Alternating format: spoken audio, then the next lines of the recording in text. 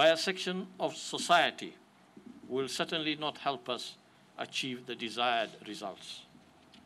We must all fight together, irrespective of our social standings in society. It is disturbing and disheartening to observe from time to time the casual manner in which some of us in leadership positions practice the containment measures. As leaders, it is of crucial importance that we walk the talk. We must lead by example. It does not help if we continue to appeal to our people to wear masks in public places. Yet some of us as leaders do not do the same. And I want to appeal to all of us who are leaders and people that the citizens of this country look up to, that we must lead by example and work with the people in order for us to achieve the intended objective of being able to deal with this pandemic. As a government, the government has put in place all the necessary measures that it feels are important to be able to deal with this pandemic, including these measures, painful as they may be. We do know that these measures have worked in other places. They seem to be working in our settings, and we need to continue to maintain that. But the government can continue to do that, yet it needs the people to work with it, to cooperate with it, with the government, in ensuring that these measures are adhered to and that we will yield dividends from the inconvenience and the discomfort that we subject ourselves and sacrifices that we subject ourselves to for the purposes of the common good. The people of Kenya must play their part in this campaign. And their part is to cooperate and take responsibility also.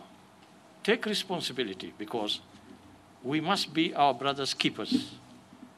We must conduct ourselves, each and every one of us as Kenyans must conduct ourselves in a manner that we assume we are infected. Given that this disease has a large number of persons who may be carrying the virus but are unaware of it, the so-called asymptomatic people with who are asymptomatic for the disease. We need, therefore, to conduct ourselves as though we are carriers of this virus. And to do that, we need to, one, protect ourselves, and we also need to protect others. Hence all of these measures of social distancing, physical distancing, wearing your mask. The intention there is that everybody is protected. Even if you have done a COVID test and are negative, maybe 2 days ago, you may never know 2 days later whether you have contracted the disease, especially if you are asymptomatic. You may never know.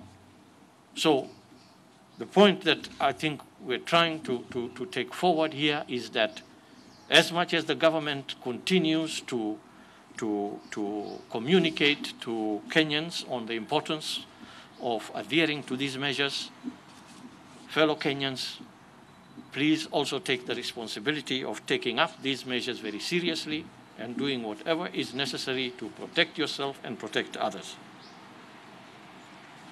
Turning to our COVID-19 situation, we have today tested 2,959 samples. Out of this, 143 have tested positive, which brings the total caseload of confirmed cases in the country to 1,888. And the level of testing that we have conducted so far is 76,962 tests.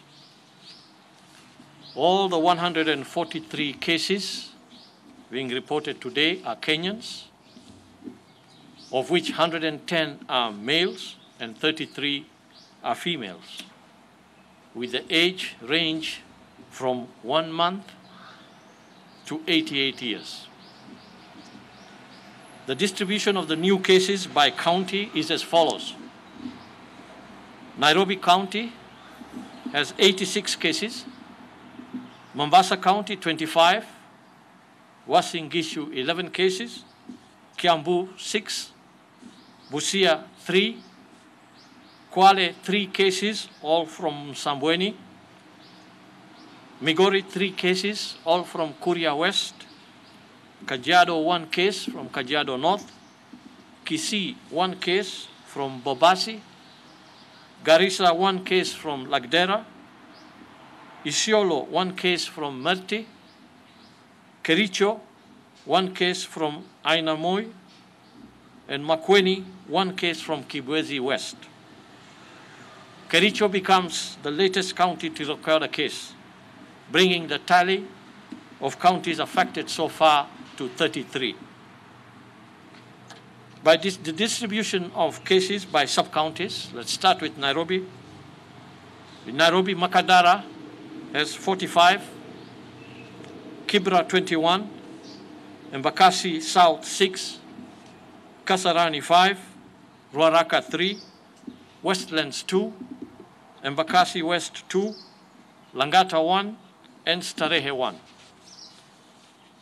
If we look at Mombasa, the 25 cases are from Likoni 11, Mvita 9, Jomvu 2, Nyali 2, and Changamwe 1.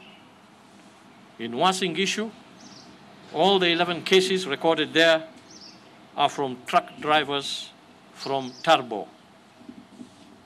The cases in Kiambu are from Kabete, 3, 1 each from Juja, Ruiru, and Kiamba.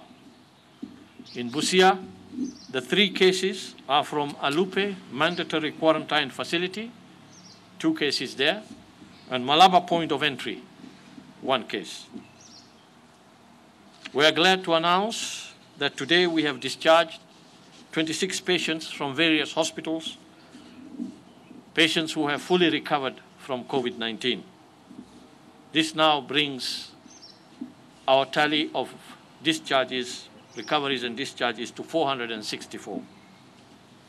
And again, we want to extend our gratitude to our healthcare workers who continue to do a great job for our people.